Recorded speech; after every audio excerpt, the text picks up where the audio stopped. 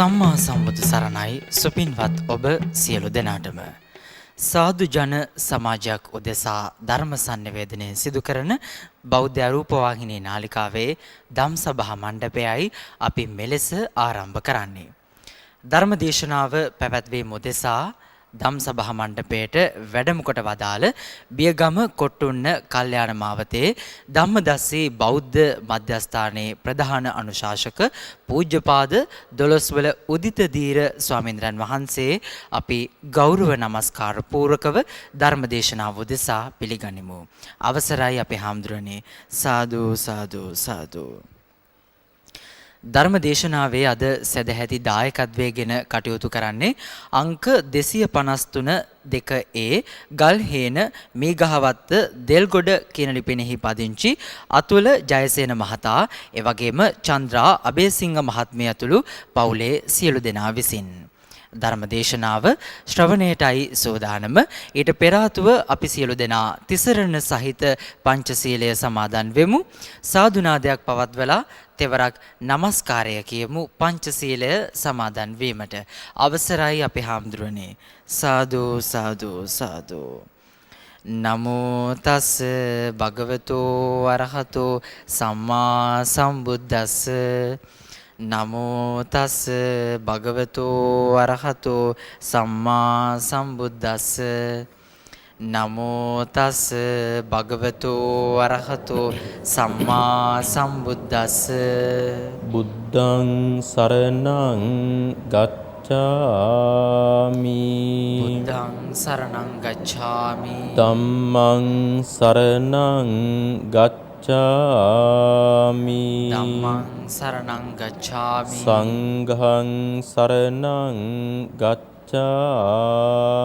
සංඝං සරණං ගච්ඡාමි. ဒ ුතියම්පි බුද්ධං සරණං ගච්ඡාමි. ဒ ුතියම්පි බුද්ධං සරණං ගච්ඡාමි. ဒ ුතියම්පි ධම්මං සරණං ගච්ඡාමි. ဒ ුතියම්පි ධම්මං සරණං ගච්ඡාමි. ဒ ුතියම්පි සංඝං සරණං ගච්ඡාමි. ဒ ුතියම්පි සංඝං සරණං ගච්ඡාමි. තතියම්පි බුද්ධං සරණං ගච්ඡාමි. තතියම්පි බුද්ධං සරණං ගච්ඡාමි. තතියම්පි ධම්මං සරණං ගච්ඡාමි. තතියම්පි ධම්මං සරණං ගච්ඡාමි. තතියම්පි සංඝං සරණං ගච්ඡාමි. තතියම්පි සංඝං සරණං ගච්ඡාමි. පාණාතිපාතා වේරමණී සික්ඛාපදං සමාදියාමි. පාණාතිපාතා වේරමණී සික්ඛාපදං සමාදියාමි. අදින්නාදාන වේරමණී සික්ඛාපදං සමාදියාමි. අදින්නාදාන වේරමණී සික්ඛාපදං සමාදියාමි. කාමේසු මිච්ඡාචාරා වේරමණී සික්ඛාපදං සමාදියාමි. කාමේසු මිච්ඡාචාරා වේරමණී සික්ඛාපදං සමාදියාමි. මුසාවාදා වේරමණී සික්ඛාපදං සමාදියාමි. වේරමණී සික්ඛාපදං සමාදියාමි. සුරාමේරය මජ්ජපමා දට්ඨානා වේරමණී සික්ඛාපදං සමාදියාමි. සුරාමේරය මජ්ජපමා දට්ඨානා වේරමණී සික්ඛාපදං සමාදියාමි. තිසරණේන සද්ධින් පංචශීලං ධම්මං සාදුකං සුරක්ඛිතං කତ୍වා අප්පමාදේන සම්පාදේත. බන්තේ සාදු සාදු සාදු. සමන්ත චක්කවාලේසු අත්‍රා ගච්ඡන්තු දේවතා සද්දම්මං මුනි රාජස්ස සුනන්තු සග්ග මොක්ඛදං ධම්මස්සවන කාලෝ අයං භදන්තා ධම්මස්සවන කාලෝ අයං භදන්තා ධම්මස්සවන කාලෝ අයං බදන්තා නමෝ තස්ස භගවතු අරහතෝ සම්මා සම්බුද්දස්ස නමෝ තස්ස භගවතු අරහතෝ සම්මා සම්බුද්දස්ස නමෝ තස්ස භගවතු අරහතෝ සම්මා සම්බුද්දස්ස උරගෝව තචං චින්නං හිත්වා ගච්ඡති තන් තනුං එවං ශරීරේ නිබ්භෝගේ පේතා කාල කතාතහින් තී වාසනාවන්ත සත්පුරුෂ පින්වත්නි, බෞද්ධයා රූපවාහිනී මාධ්‍ය ජාලය මගින් අද දවසේ ලොව පුරාම විකාශනය කරනු ලබන මේ උදාර සද්ධර්ම දේශනාවෙහි දායකත්වයේ දරන්නේ 253න් 2A ගලහේන මීගහවත්ත දෙල්ගොඩ කියන ලිපිනයෙහි පදිංචි අතුල ජයසේන මැතිතුමන්, චන්ද්‍රා බේසිංහ එම මැතිණිය ඇතුළු පවුලේ පින්වත් හැම දෙනාම එක රාශි වෙලා ඔබ අද දවසේ මේ සූදානම් වෙන්නේ තමන්ගේ ජීවිතයට මහානීය වූ කුසලයක් එකතු කර ගැනීමටයි. ඒ උදාර කුසලය බුද්ධ ශාසනයෙහි හඳුන්වා තිබෙන්නේ ධර්ම දානමය කුසලය කියලා. ලෝකේ තියෙන වටිනාම දේ හැටියට සලකන්නේ ධර්මය. ලෝකේ තියෙන වටිනාම දෙය දන් දීම තමයි ලෝකේ තියෙන උතුම්ම දානය. ඒ දානය දෙන්නේ තද ධර්ම ශ්‍රවණයට පැමිණිලා සිටින මේ පින්වත් පිරිසට පමණක් නොවේයි. අද ඔබ කතා කරනවා ලෝකවාසී බෞද්ධ ජනතාවට, ඔවුන්ගේ දෑතට නොවේයි හදවතට, ආධ්‍යාත්මයට අද ඔබ වටිනාම දෙයක් පරිත්‍යාග කරනවා. පරිත්‍යාග කරන්න යොදාගත් දෙය ලොවේ තියෙන උතුම්ම දෙයයි, පිවිතුරු ශ්‍රී සද්ධර්මයයි. ඉතින් ලොවටම ධර්මය දන් දෙමින් මහානීය පිනක් රැස් කර ගැනීමේ උදාර චේතනාවෙනුයි හැම දිනාම සම්බෝධි විහාරස්ථානයෙහි ධර්මශාලාවේ මේ මොහොත වෙනකොට තැන්පත් වෙලා වාඩි වෙලා සිටින්නේ. අද අපි කතා කරන්නට බලාපොරොත්තු වෙන්නේ තථාගතයන් වහන්සේ වදාළ අප විසින් ඉගෙනගත යුතු ඊටාම වැදගත් මාතෘකාවක් පිළිබඳව. මේ මාතෘකාව තමයි මරණයට පත්වෙනවා කියන්නේ මොකක්ද කියන මේ මාතෘකාව. මරණය කියන්නේ කුමක්ද? බුදුරජාණන් වහන්සේගේ ධර්මයෙහි මරණය ගැන බොහෝම හොඳට උගන්වලා තියෙනවා. අන්‍ය ආගම්වල, අන්‍ය දර්ශනවල, අඩුම තරමින් නවීන විද්‍යාව තුලවත් මේ පිළිබඳ නිවැරදි අර්ථකථනයක් දක්වලා නැහැ ඇත්තටම. අද වුණත් අපි කෙනෙක් මරණයටපත් වුණා කියලා කිව්වහම අපි කියන්නේ යා මරණයටපත් වුණා කියලා අපේ සාමාන්‍ය දැනුමෙන් නම් ආස්වාස ප්‍රස්වාස ඉහළ පහළ යන්නේ නැත්නම් ඒ වගේම ඇඟේ තියෙන උෂ්ණත්වය නැති වෙලා ඇඟ මරණින් මැරිලා ටික වෙලාවකින් සිසිල් වෙනවා. ඒ ස්වභාවයටපත් වෙලා නම් අපි තීරණය කරනවා මරණයටපත් වෙලා කියලා. වෛද්‍යවරයෙක් නම් පරීක්ෂා කරලා බලනවා යාගේ හෘද වස්තුවේ ක්‍රියාකාරීත්වය සිදු වෙනවද කියලා. ඒ හෘද වස්තුවේ ක්‍රියාකාරීත්වය නැවතිලා නම් සම්පූර්ණයෙන්ම ඔහු තීරණය කරන වෛද්‍යවරයා විසින් මේ තැනැත්තා මරණයටපත් වෙලා කියලා. තවත් ඉහළට ගියාම උගත් අය ප්‍රකාශ කරනවා මරණය කියන්නේ මොළේ මරණයයි කියලා. මොළය සම්පූර්ණයෙන්ම ක්‍රියා විරහිත වීම මරණයයි කියලා දක්වනවා. ඒ අය තමන්ගේ දැනුම් මට්ටමින් බුද්ධිමය මට්ටමින් මරණය පිළිබඳව තීරණය කළ හැටි. තථාගතයන් වහන්සේ තමන් වහන්සේගේ නුවණින් අවබෝධ කරගත්තා මේ මරණය කියන්නේ කුමක්ද කියන කාරණාව පිළිබඳව.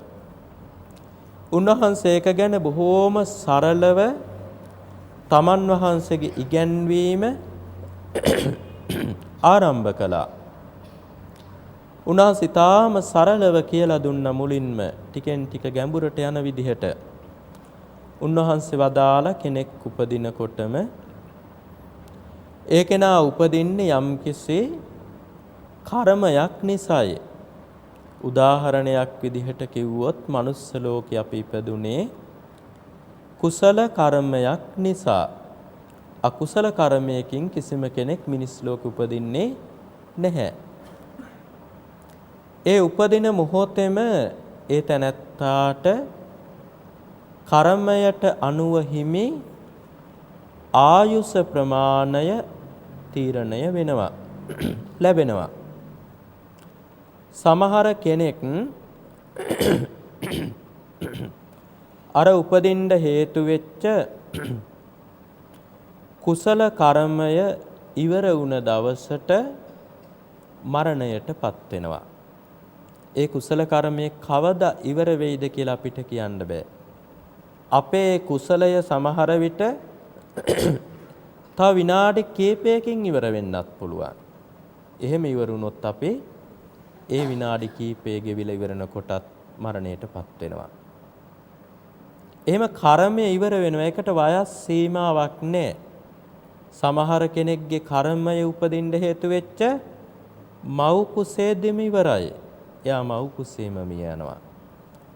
තව සමහර කෙනෙක් මෙලොවට බිහි වෙන්න හදන මොහොත ඉවර වෙනවා. බිහි වෙන මොහොතේ මරණයටපත් වෙනවා. තව අය ටික කලක් ජීවත් වෙලා සමහර අය තරුණ වියටපත් වෙලා සමහර අය මධ්‍යම වයසේදී සමහර කෙනෙක් වැඩිහිටි වෙලා නොඑක් අවස්ථාවල කර්මය ඉවර වෙච්ච දවසට ඒ ධර්මයට අනුව කර්ම න්‍යාමයට අනුව එයා මරණයටපත් වීම සිදු වෙනවා. ඒකට ධර්මයේ නමක් කියනවා කම්මක්ඛය මරණය කියලා. කම්මක්ඛය කියලා කිව්වේ කර්මය සය වෙලා කර්මය ඉවර වෙලා අවසන් වෙලා සිදුවෙන මරණය කියන එකයි. කර්මය ඉවර වුණොත් අපිට එතනින් එහාට මොනම විදිහටවත් ජීවත් වෙන්න පුළුවන් කමක් නැහැ. ඒ වගේම තව සමහර කෙනෙකුට අර උපතින් ලැබිච්ච ආයුෂ ඉවර වෙනවා. ඒ කර්මයෙන් තමයි ආයුෂ ප්‍රමාණය තීරණය කරන්නේ. ඉපදෙනකොටම තීරණය කරලා ඉවරයි කොච්චර කාලයක් ඉන්නවද? අවුරුදු කීයක්ද ආයු වින්දනය කරන්න කියලා. සමහර කෙනෙකුගේ මේ කර්මය විපාක දෙන්න ඉතුරු වෙලා තියෙද්දි ආයුෂ ඉවර වෙනවා. කර්මය ඉතුරු වෙලා තියෙද්දිත් ආයුෂ ඉවර වෙනවා. ආයුෂ ඉවර වුණොත් කර්මය තිබුණාට එයාට තව දුරටත් කොහොමවත්ම ජීවත් වෙන්න පුළුවන් කමක් නැහැ. ආයුෂ ඉවර වුණේ යම් තැනකදීද යම් මොහොතකදීද එතනදී යා මරණයටපත් වෙනවා. ඒකටත් වයස සීමාවක් තැනක් නොතැනක් නැහැ. ඒ මරණය හඳුන්වනවා ධර්මයේ නමකින් ආයුක්ඛය මරණය කියලා. ඒ කියන්නේ ආයුෂ ඉවර වීමෙන් සිදුවන මරණය කියලා එකට කියනවා ආයුක්ඛය මරණය කියලා. තව සමහර කෙනෙකුගේ ඔය උපතින් ලැබිච්ච ආයුෂයි උපදින්න හේතු වෙච්ච කර්මයයි ඔය දෙකම එකම මොහොතේදී එකම අවස්ථාවේදී එක විට අවසන් වෙනවා. ආයුෂයයි කර්මයයි දෙක එකම මොහොතේදී අවසන් වුණාමත් එයාට තව ජීවත් වෙන්න බෑ. එයා මරණයටපත් වෙනවා. ඒකට අපි කියන නම තමයි උභයක්ඛය මරණය. උභය කිව්වේ දෙකක්. ආයුෂයි කර්මයයි කියන දෙක. ඒ දෙකම ඉවර වෙලා අවසන් වෙලා මැරෙනවා. උභයක්ඛය මරණය කියලා කියනවා. සමහර කෙනෙක් ඉන්නවා ජීවත් වෙන්න ආයුෂ තව තියෙනවා. තව ජීවත් වෙන්න කර්මයක් තියෙනවා. ඒ වුණාට වෙන කවුරු හරි යාව ඝාතනය කරනවා ආයුෂයි කර්මයයි ඉතුරු වෙලා තියෙද්දි. හැබැයි ඝාතනය කරනවා කියලා මෙතෙන්දි කියන්නේ මරණ අදහසකින්ම මොනවා හරි කළා මැරුණොත් විතරයි. සමහර විට අපිට යම්කිසි හේතුවක් නිසා මැරෙන්න පුළුවන්. රෝහල්ගත වෙච්ච කෙනෙක් වුණත් මරණයටපත් වෙන්න පුළුවන් සමහර විට. එයාගේ කර්ම ශක්තියේ හැටි ඒකේ ස්වභාවය. නමුත් එතෙන්දී වෛද්‍යවරයවත් හිත නිලධාරියවත් වෙන සේවකයෙක්වත් සමහරට අපි නඩුවකිනුත් ඔප්පු කළා යා මරණවා කියලා ඔප්පු කළා වෙන්න පුළුවන්. ඒ වුණත් ඒ කවුරුවත් කෙනෙක්ව මරන්න පොදුවේ ඇත්තටම උත්සාහයක් දරන්නේ නැහැ. අතපසුවෙන් වෙන්න පුළුවන්. සැලකීමේ අඩුවක් සමහර විට වෙන්නත් පුළුවන්. ඒ වුණත් ඒකක්වත් මරණ අදහසකින් කරන දේවල් නොවේයි බොහෝ වෙලාවට. එහෙම මැරුණත් එයාගේ අර කර්මය හරි ආයුෂ හරි ඉවර වෙලායි ඒ මැරෙන්නේ.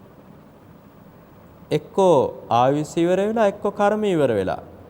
එක්කෝ කර්මයයි ආයුෂයි දෙක එකම මොහොතේ එක විට ඉවර වෙලා.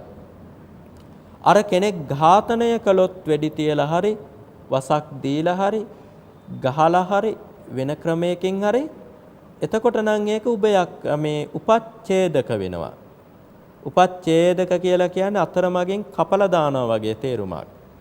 ජීවත් වෙන්න පුළුවන්කම තියෙද්දි ආයුෂ තියෙද්දි කර්මය තියෙද්දි කඩලා දානවා මගින් එහෙම ජීවිතේ ඉස්සරහට යන්න බැරි වෙන විදිහට උපච්ඡේදක මරණය. ඔය ක්‍රම හතරෙන් එකකට තමයි හැම කෙනෙක්ගේම මරණය සිදු වෙන්නේ. ඊළඟට මේ ක්‍රම හතරෙන් එකකට මරණය සිදු වුණා කියලා කියන්නේ අපිට එක පැත්තකින් ගත්තාම ගොඩාක් දුක් වෙන්න, ගොඩක් කනගාටු වෙන්න, කල්පනා කර කර ඉන්න දෙයක් නොවේයි. මොකද හේතුව අපිට කරන්න දෙයක් නැහැ එතනදී. එයා කරපු කර්මය ඉවරයි, එයාගේ ආයුෂ ඉවරයි, එක්ක ආයුෂයි කර්මයයි දෙකම ඉවරයි. ඊළඟට එයා මැරුණා කියලා කියන්නේ සදහටම සමුගත්තා නොවේයි. අපාතරින් සදහටම වෙන්ුණා නොවේයි. මැරෙනවත් එක්ක මේ තැනැත්තායමත් උපත ලබනවා. විනාඩි කිහිපයක්වත් වෙන කොහෙවත් ඉන්නේ නැහැ. උපදිනවා. මරණයත් එක්කම ආය උපත ලබනවා. ඉතින් මේක තේරුම් ගන්න බැරුව නුවණ මද තැනැත්තා මේ පිළිබඳව දුක් වෙනවා කල්පනා කරලා බොහෝ ශෝක කරනවා. අර මම සඳහන් කළ ගාථාවේ තේරුම තමයි උරගෝව තචං චින්නං හිත්වා ගච්ඡති තන් තනුං. ඒ කියන්නේ සර්පයෙකුගේ හැම හොඳටම දිරුවහම එයා කල්පනා කරනවලු දැන් හැම මාරු කරගන්න ඕනි කියලා. අලුත් හැමක් දාගන්න ඕනි කියලා. එහෙම කල්පනා කරලා හිටන් මේ සර්පයා අර ගල් දෙකක් අතර තියෙන පුංචි සිදුරකින් හරි එහෙම නැත්නම් ගහක දෙබලකින් හරි ලීයක් යටින් හරි අමාරුවෙන් රිංගනවර හැම ගැලවිලා යන්න. ඒකට කියනවා හැව අරිනවා කියලා.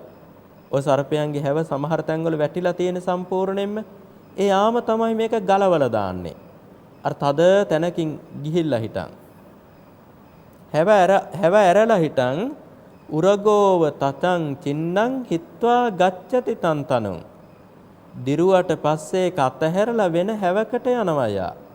වෙන හැමක් දාගන්නවා අපි ඇඳුමක් ගලවලා තව හොඳ ඇඳුමක් කැඳ ගන්නවා වගේට වඩා පිරිසුදු එකක් අපිරිසුදු වුණාට පස්සේ අන්න ඒ වගේ හැව අතහරින්නේ තව එකකට යන්න බලාපොරොත්තුෙන්. ඒවං ශරීරේ නිබ්බෝගේ පේතා කාල කතාතහින්. අන්න ඒ වගේ මේ ශරීරයට අපිට සමුදෙන්න වෙන දවසක් එනවා. ආයුෂ ඉවර වුණොත් හරි කර්ම ඉවර වුණොත් හරි ආයුසයි කර්මයයි දෙකම එක විට ඉවර වුණොත් හරි නැත්තම් ওই දෙකම තියෙද්දි කවුරු හරි අපිව ඝාතනය කළොත් හරි අපිට මේ ශරීරය අතහරින්නට වෙනවා. අතහරින්නේ හැබැයි හැව අතහරිනවා වගේ. මේක අතහරින්නේ තව එකක් අල්ලගෙන තව එකක් ලැබෙනවා ඊට පස්සේ. මෙතන සිදු වෙන්නේ අර හැව මාරු කිරීම වගේ දෙයක්. ශරීරයක් මාරු කිරීමක් විතරයි. ඒකට තමයි අපි මරණය කියලා කියන්නේ. මේ කරුණ අවබෝධ කර නොගෙන ශෝක කරන්නේ කුමටද? මේක අපි හොඳට තේරුම් ගන්න ඕනේ. අවබෝධ කර ගන්න ඕනේ. ඒක තේරුම් අරගෙන අවබෝධ කරගෙන අපිට පුළුවන් වෙන්න ඕනි කෙනෙක් මරණයටපත් වුණාට පස්සේ ශෝක කරන්නේ නැතුව ඉන්න. තව මේ මරණය ගැන ගාථාවක් සඳහන් වෙනවා.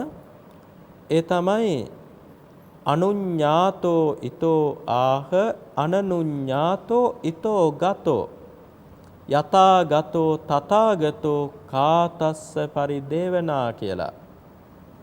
ඒ කියන්නේ මව්පියන්ගේ නෑදෑයින්ගේ වෙන කෙනෙක්ගේ ආරාධනාවක් නැතුව තමයි මව් කුසකට කෙනෙක් පැමිණෙන්නේ.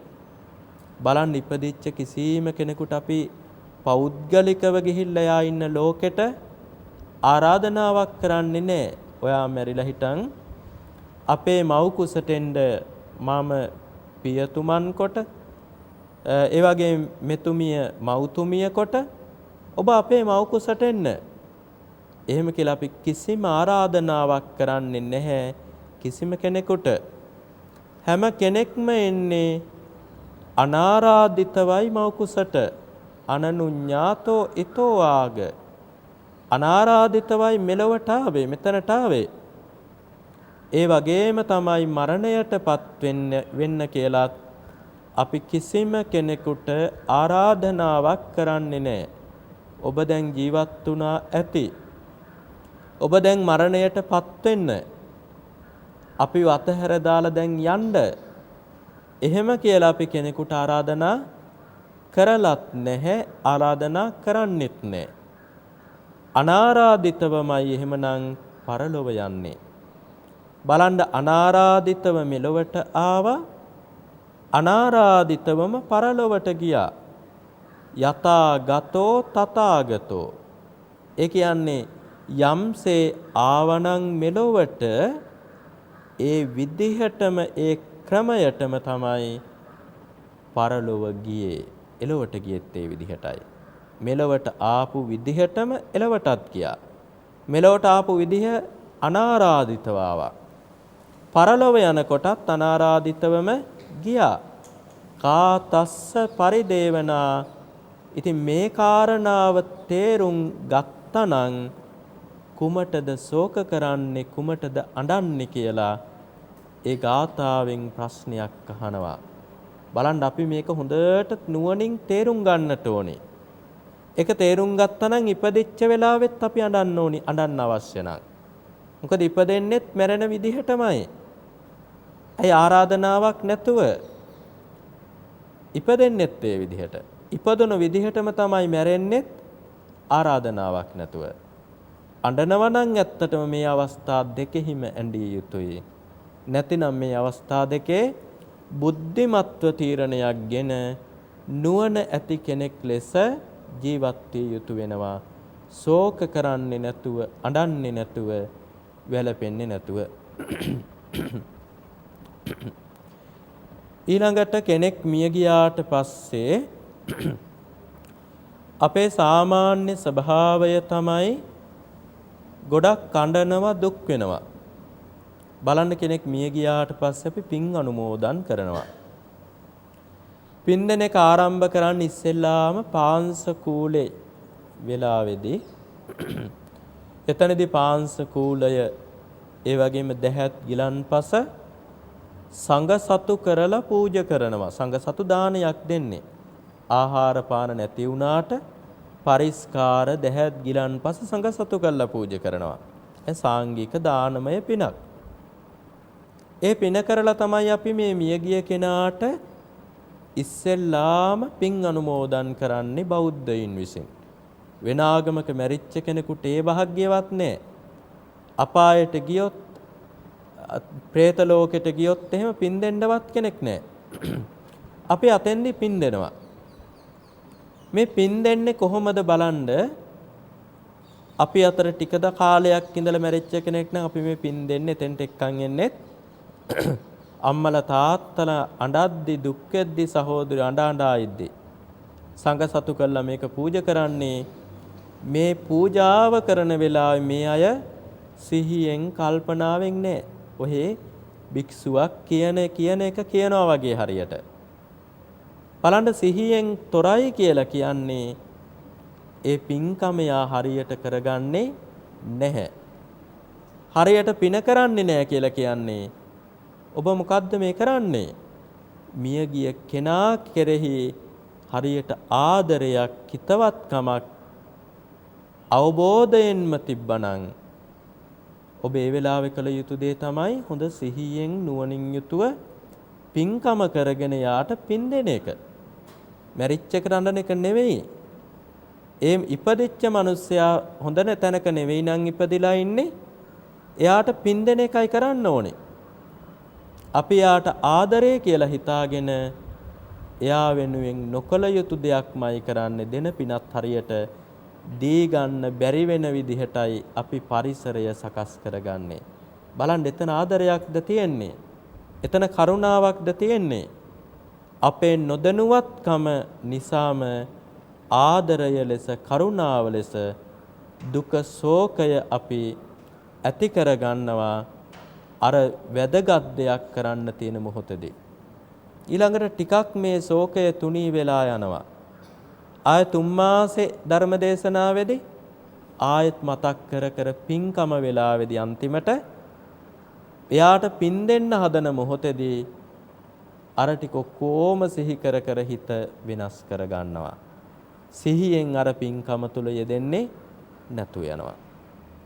ආය ටිකක් දුක ශෝකයේ තුනී වෙලා සාමාන්‍ය ජීවිතයක් ආය අවුරුද්දකදී ආයෙත් අර කොළුවට ගන්නවා. ඔළුවට අරගෙන ආයෙත් වැඩිපුර කල්පනා කරලා හිටන් ආයෙමත් අර පින් දෙන්න ලැබෙන අවස්ථාව හරියට එක කරගන්න තියෙන පසුබිම නැති කරගන්නවා. සිහිය, බුද්ධිය නැති කරගෙන හිටන්. වණ්ඩ ඒකද ආදරය කියන්නේ කියලා ඔබ හොඳට මොහොතක් කල්පනා කරලා බලන්න. ඊළඟට പ്രേත ලෝකෙ ඉපදුනොත් මරණයට පත්වෙච්ච කෙනෙක් ඒ പ്രേතයින්ට පේනවා, ඒ പ്രേතයින්ට දැනෙනවා, ඥාතීන් අඬනවා, දුක් වෙනවා, ශෝක කරනවා. ඒ പ്രേතයින්ට පේනවා, දැනෙනවා. ඒ പ്രേතයින්ට දැනුණාට පස්සේ ඒ പ്രേතය අඬන්නේ නෑ උනාට. මියගිය ඥාතිවරයා പ്രേත ලෝකේ නම් එයා අඬන්නේ. අනේ අපේ අම්මා පව් අඬනවා, අක්කලා අඬනවා, මල්ලිලා අඬනවා, පුංචි අඬනවා. එහෙම කියලා එයාලා දුක් වෙන්නේ නැහැ. එයාලා දුක් වෙන්නේ නැතුව එයාලා මොකද කරන්නේ? එයාලා මෙහෙම කියනවලු නහිරුන්නෝව සෝකෝවා යාචඤ්ඤා පරිදේවන කියනලු මෙයාලා අඬනවා, වැළපෙනවා, දුක් වෙනවා, කනගාටු වෙනවා, කල්පනා කර කර ඉන්නවා. ඔය එකක්වත් අපිට නම් ඇති වැඩක් නෑ කියලා. උඹලා ඇඬුවට, දුක් වුණාට, කනගාටු වුණාට ඒකෙන් අපිට නම් ඇති වැඩක් නෑ. ඒවන් තිට්ඨන්ති ඥාතයෝ. ඔබලා දුක් වෙනකොට, අඬනකොට, කනගාටු වෙනකොට අර പ്രേතයෝ ඒ විදිහටම තව දුක් විඳ ඉන්නවා කියලා. ඒ විදිහටම ඉන්න പ്രേත ලෝකෙ ඉපදිච්ච විදිහටම තව දුක් විඳ ඉන්නවා. මෙයාලා අඬනකොට, ශෝක කරනකොට තව දුක් විඳ ඉන්න හේතුව මොකද්ද? ඇයි යාලා කරන්න ඕනි එක නෙමෙයි. Tamange කෙනෙක් මැරුණා නම් පිනක් කරලා හිටන් එයාට පින් දෙන එක කරන්න ඕනේ. ඒ පින් ගත්තට පස්සේනේ යාගේ පරලෝක ජීවිතේ සැපවත් වෙන්නේ. අපි ඒ වෙනුවට මොකද කරන්නේ? අඬනවා, වැළපෙනවා, දුක් වෙනවා. එතකොට අර പ്രേතයෝ දුක් විඳ ඒ പ്രേත ලෝකෙම ඉන්නවා.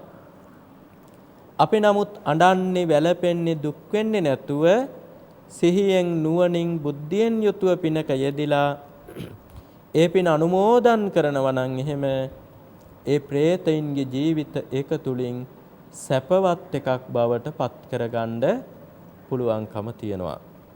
බලන්න එහෙනම් ඇඬීම කියන මේ කාරණාව කොච්චර නිස්ඵල වූ ක්‍රියාවක්ද කියලා. මේක හොඳට තේරුම් ගත යුතු, අවබෝධ කරගත යුතු, වටහා ගත යුතු කාරණාවක් ඇත්තටම.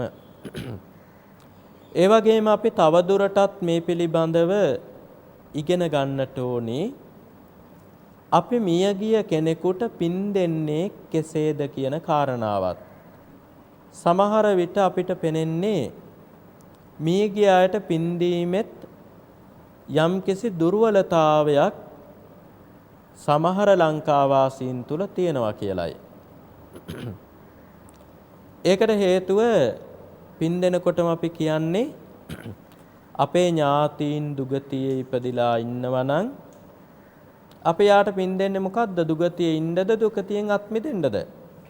මොකද පින් අනුමෝදන් කරන්නේ?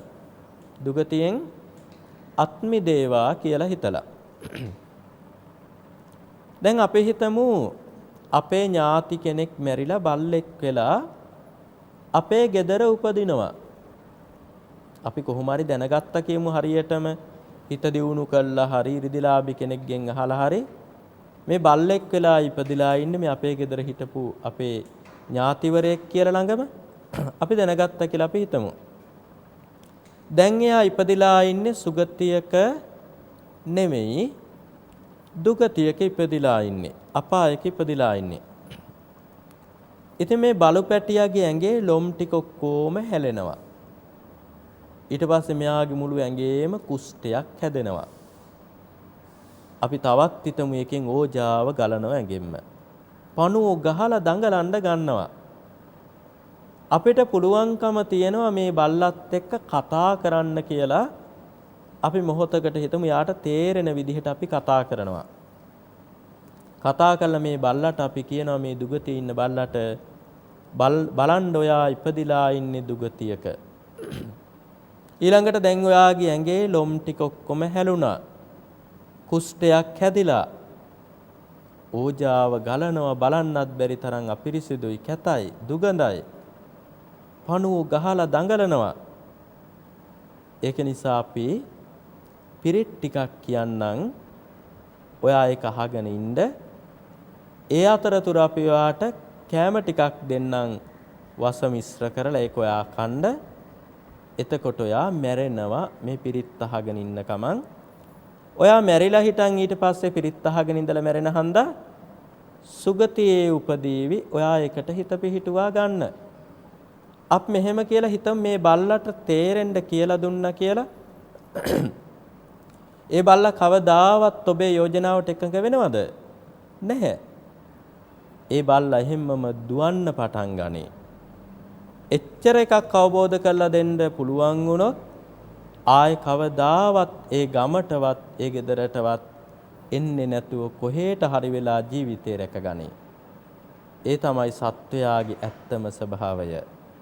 කැමති නෑ අපාය ඉපදුනත් වෙන කෙනෙක් ඔයා මැරේවා ඔබ මැරේවා ඔබ හොඳ තැනක උපදීවා කියලා කියනවට പ്രേත ලෝකෙ ඉපදුනත් ස්වභාවය ඕකම තමයි. പ്രേතයොත් പ്രേත ලෝකෙට ඇලුම් කරගෙන ඉන්නේ ආස කරගෙන ඉන්නේ. එයාලා කැමති නෑ කවුරුවත් කියනවට ඔබලා මැරිලා හිටන් සුගතියක උපදීවා කියලා. අපි ඒක නිසා പ്രേතයින්ට පින් දෙනකොට දුගතියක සිටිනවා නම් දුගතියින් අත්මිදේවා කියලා පින් දීම තරම් සුදුසු එකක් නෙමෙයි. අත්මිදේවා කියන වචනේ තේරුමම මරණයටපත් වේවා කියන එකමයි. බලන්න ඒක මෛත්‍රී සංකල්පනාවක්ද? පුණ්‍ය චේතනාවක්ද ඒක? ඉතින් ඒක නිසා අපි ඊළඟට යාලා කැමතිත් නෑ එහෙම අත්මිදෙන්න. يعني මැරෙන්නේ නැහැ එම අපි කිව්වා කියලා. එයාලකින් අයින් වෙලා සුගතියට එන්නෙත් නැහැ. එයාලා ඉපදිච්ච ආයුෂ ඉවර වෙනකම්ම പ്രേත ලෝකේ ඉන්නවා. අපිට පුළුවන්කම තියෙන්නේ හරියට දුප්පත් මිනිස්සෙකුට කාලයක් කන්න බොන්න කෑම ටිකක් ගිහින් දෙනවා වගේ පින් දුන්නාම එයාලා පින් ලබාගෙන ටික කාලයක් හොඳට ආහාර පාන අරගෙන ඇඳුම් පැළඳුම් සහිතවර පිනේ බලෙන් ජීවත් කරවන්න පුළුවන් එච්චරයි. പ്രേත ලෝකයෙන් සදහටමත් මුදවන්න පුළුවන් කමක් නැහැ. ඒ වැරදි විදිහට ඒක නිසා පින් දෙන්නත් හොඳ නැහැ. പ്രേතයන්ට මේවා තේරෙන හන්දවුන් පින් නොගෙන ඉන්න පුළුවන් මේ අය හිතන්නේ අපි මැරෙන්න කියලානේ. අපි මැරිලා උපදින්න කියලානේ ආය තැනක කියලා. අර බල්ලෙක් වගේ තමයි යත් කැමති නැහැ. ඔබ දුප්පත් වෙලා ඉපදුනා, කන්න නැතුව ඉපදුනා, ඒ වගේම ඔබට ඇවිද ගන්න බැරුව ඉපදුනා කියලා ඔබ මොහොතක් හිතන්න අංග විකල වෙලා දුර්වල වෙලා ඔබ කැමතිද ඔබට මැරෙන්න කියලා කියනවට කවුරු හරි? මැරෙන්න කියලා කියන කෙනා ගැන පවා ඔබ හිතන්නේ ඒ මට ඉරිසියා කරන කෙනෙක්, මගේ තරහකාරයෙක්, මං ජීවත් වෙනවට කැමති නැති අසත්පුරුෂයෙක් කියලා. ඒ වගේ තමයි പ്രേතයොත් ඔබ ගැන එසේ හිතන විට එසේ පින් දෙන විට හිතනවා ඇත්තේ. අන්න ඒක නිසා අපි මියගේ ඥාතීන්ට පින් දෙීමේදී විශේෂයෙන් මතකේ තබා ගන්න අපි පින් දෙනකොට හිතමු ඔවුන් පින් ලබා ගත හැකි තැනක සිටිත්නම් ඔවුන්ගේ පරලෝක ජීවිතය සැපවත් වේවා. ලැබූ සැප වඩා වර්ධනය වේවා. නොලැබූ සැප ලැබේවා.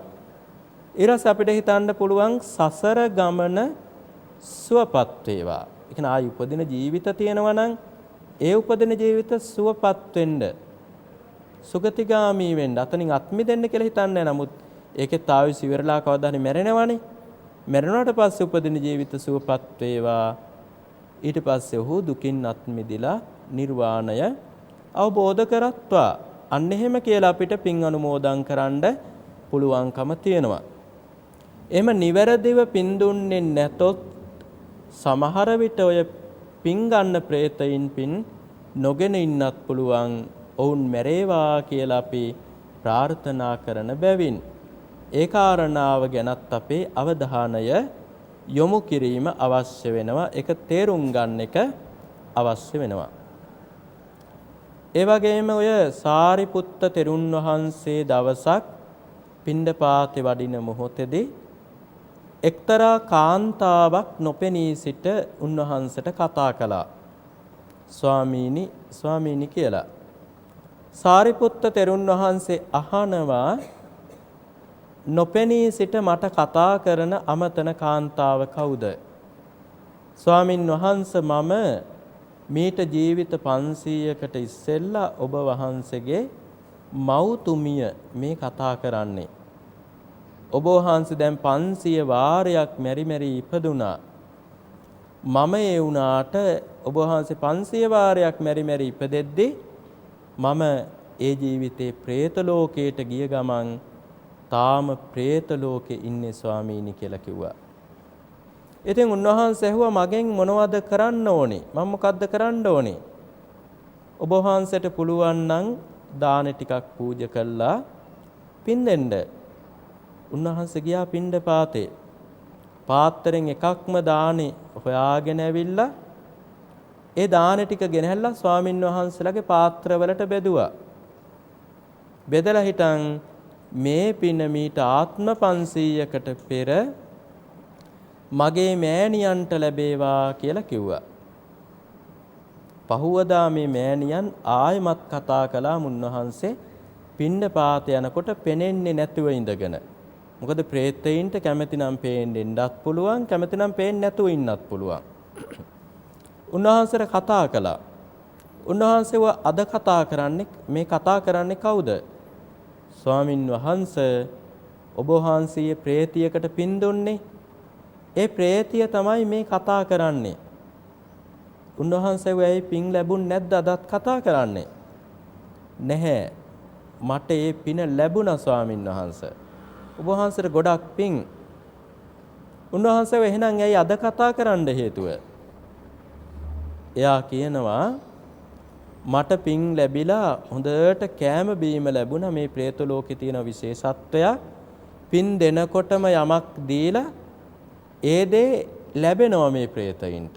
දෙවියන්ටවත් මිනිස්සුන්ටවත් එහෙම ලැබෙන්නේ නැහැ. പ്രേතයින්ට විතරක් අපි කෑම දීලා පින් දුන්නොත් පින් එයාලා ගන්නකොටම එයාලට එහෙම්මම කෑම හම්බ වෙනවා. දිව්‍යමය ආහාර ලැබෙනවා.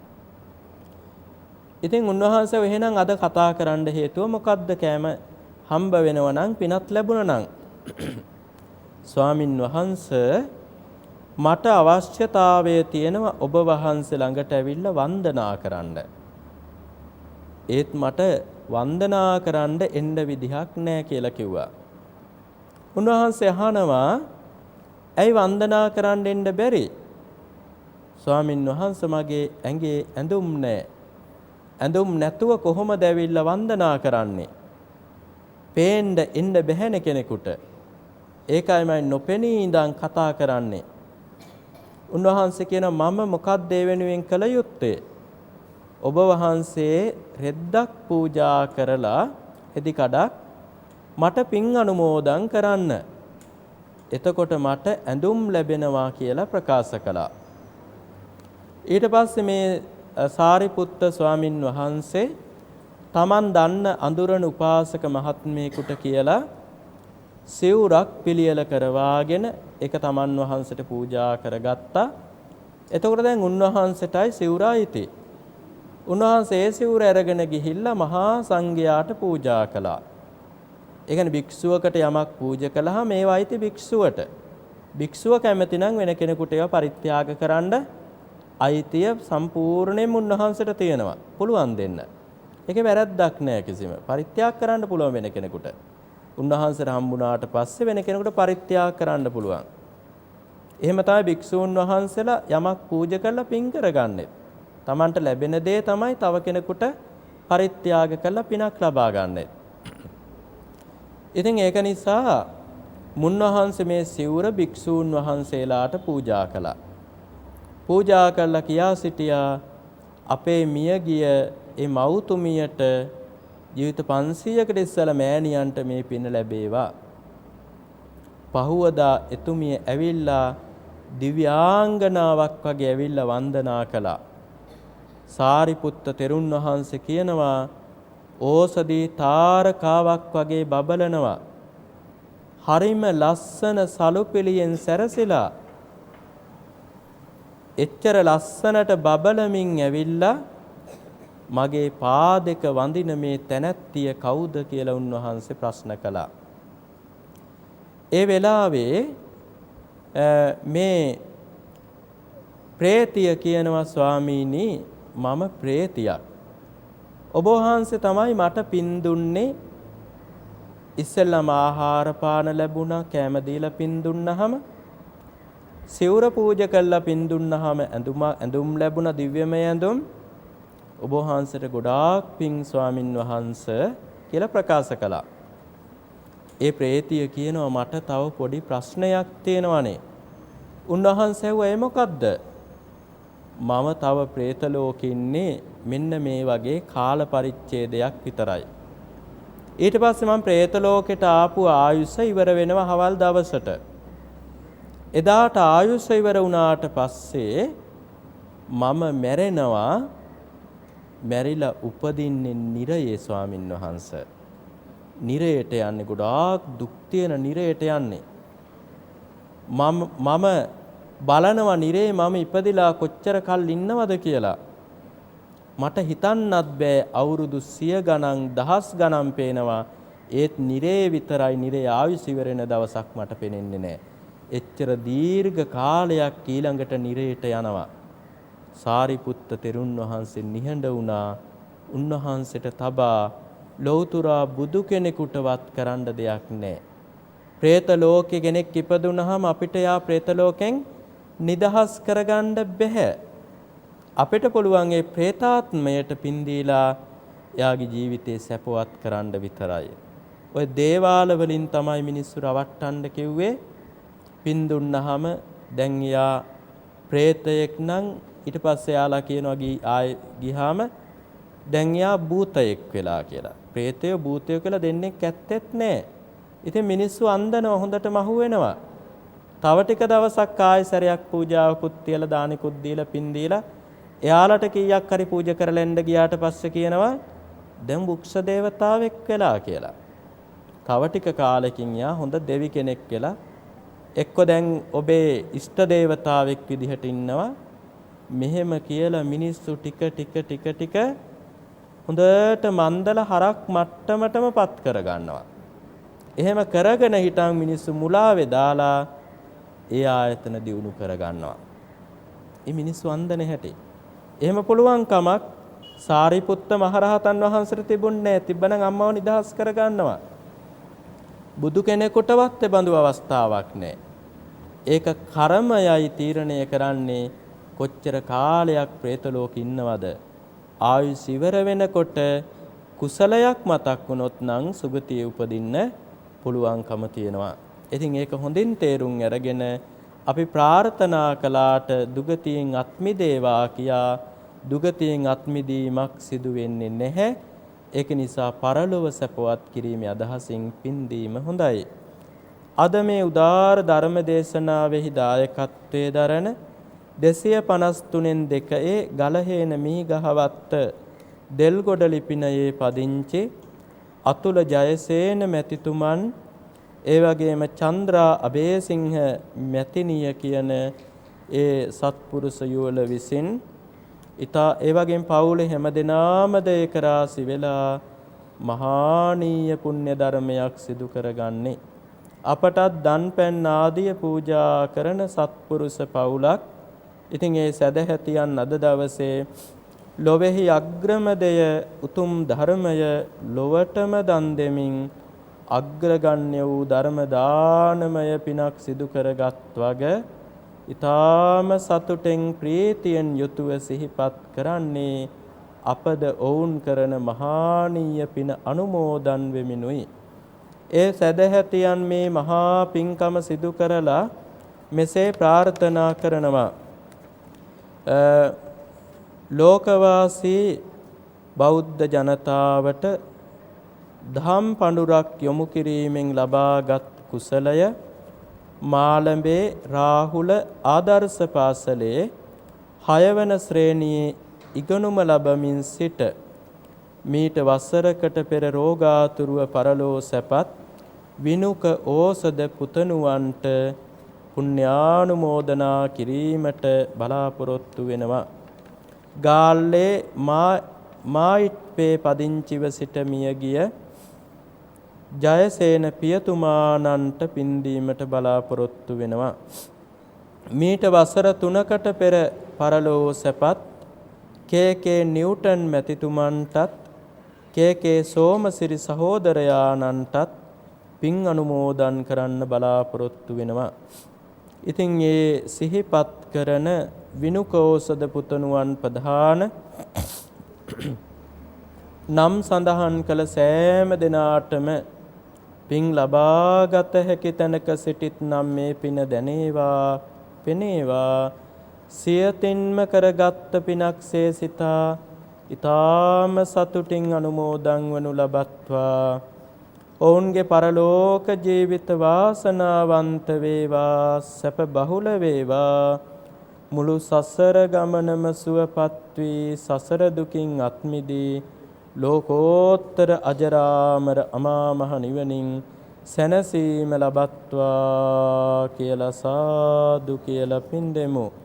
ඒ වගේම ජීවත්ව සිටින අවුරුදු 86ක් වයස ඇති ඒ.ජී. ප්‍රේමාවති ආදරණීය මව්තුමියට ඒ වගේම පවුලේ හැම දෙනාටම මේ අවස්ථාවට සහභාගී වූ සියලුම කල්යාණ මිත්‍ර සත්පුරුෂ සදැහැතියන් හැම දෙනාටම මේ මහානීය පින් බලෙන් තෙරුවන්ගේ ගුණ බලෙන් නිදුක් නිරෝගී සුව දීර්ඝායුෂ ලැබේවා කියලා ආශිර්වාද කරනවා. ධර්මදේශකයාණන් වහන්සේටත් සම්බෝධි විහාරාධිපති අපේ ගෞරවනීය දරණාගම කුසල ධම්ම පණ්ඩිත මාහිමිපාණන් වහන්සේටත් ඒ වගේම බෞද්ධ මාධ්‍ය ජාලයෙහි කාර්ය මණ්ඩලයටත් අපවත් වී වදාළ පානදුරි අරිය ධම්ම ස්වාමින් වහන්සේටත් පුණ්‍යානුමෝදනා කරනවා.